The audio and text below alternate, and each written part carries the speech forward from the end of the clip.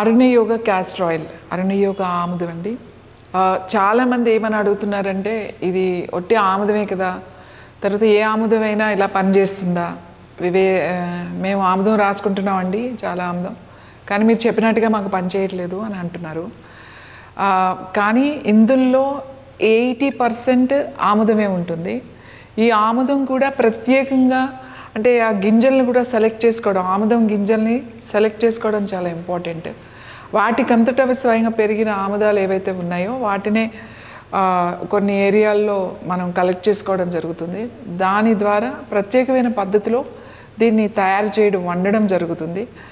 Third step ఏంటంటే 80% ఆముదం ఉంటుంది, మిగతా 20% వేరే హెర్బల్తో తయారు చేసినటువంటి దీంట్లో ఉంటుంది.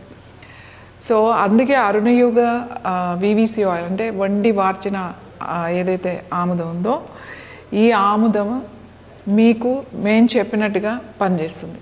ఈ ఆముదం మీరు ప్రతిరోజు కూడా అన్ని ఏజ్ వాళ్ళు వాడచ్చు. తగిన మోతాదులో మేము చెప్పినట్టుగా వాళ్ళకి ఉన్న సమస్యలను బట్టి ఎక్స్టర్నల్గాను ఇంటర్నల్గా కూడా ఇది వాడచ్చు. ఇంటర్నల్గా ఎలా వాడాలి అని అంటే వాళ్ళకున్న సమస్యలను బట్టి మేము చెప్తాము. ఎక్స్టర్నల్గా ప్యాక్ నొప్పులు కానీ, ఎక్కడైనా ఇరిగిపోయినా, లేకపోతే ఏమైనా కంతులు లాంటివి ఉన్నా అలాంటి వాటి అన్నిటికీ కూడా ఇది ప్యాక్ లాగా వేసుకోవచ్చు.